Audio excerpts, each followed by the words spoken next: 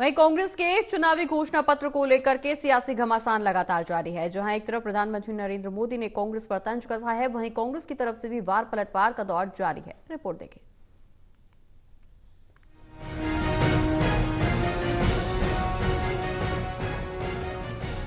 सहारनपुर की चुनावी रैली में प्रधानमंत्री नरेंद्र मोदी ने कांग्रेस के घोषणा पत्र पर बड़ा हमला बोला है।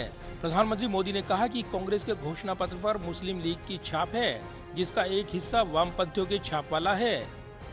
जिस तरह का घोषणा पत्र जारी किया है, उससे साबित हो गया है कि आज की कांग्रेस आज के भारत की आशाओं, आकांक्षाओं से पूरी तरह कट चुकी है।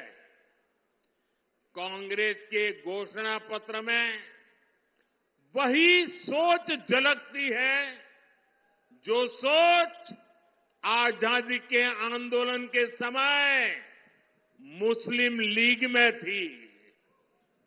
कांग्रेस के घोषणा पत्र में पूरी तरह मुस्लिम लीग की छाप है और इस मुस्लिम लीग वाले घोषणा पत्र में जो कुछ हिस्सा बचा खुचा रह गया, उसमें वामपंथी पूरी तरह हावी हो चुके हैं। पीएम मोदी ने आगे कहा कि आजादी की लड़ाई लड़ने वाली कांग्रेस तो दशकों पहले ही समाप्त हो चुकी है।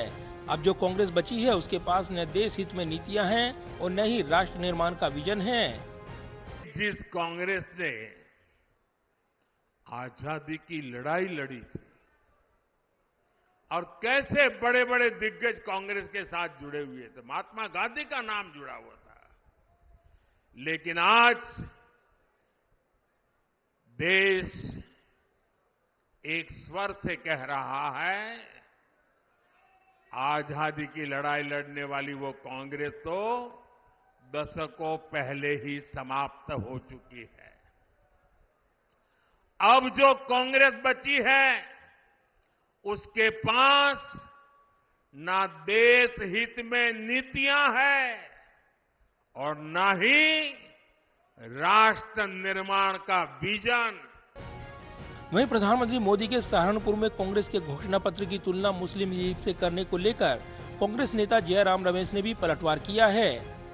और आज प्रधानमंत्री कहते हैं कि कांग्रेस मुस्लिम लीग की नीति अपनाती है। मैं प्रधानमंत्री को याद दिला दूं, प्रधानमंत्री जी इतिहास याद रखिए, 1940, 1941 और 42 में कौन व्यक्ति, कौन सी पार्टी मुस्लिम लीग के साथ गठबंधन सरकार में थी बंगाल में? श्यामा प्रसाद मुखर्जी जनसंघ के स्थापक जो थे, हिंदू महासभा के अध्यक्ष थे और वो मुस्लिम लीग के साथ उन्होंने गठबंधन की सरकार बनाई थी बंगाल में, सिंध में और नॉर्थ वेस्ट फ्रंटियर प्रोविंस में हिंदू महासभा और मुस्लिम लीग के बीच के आपस में गठबंधन था।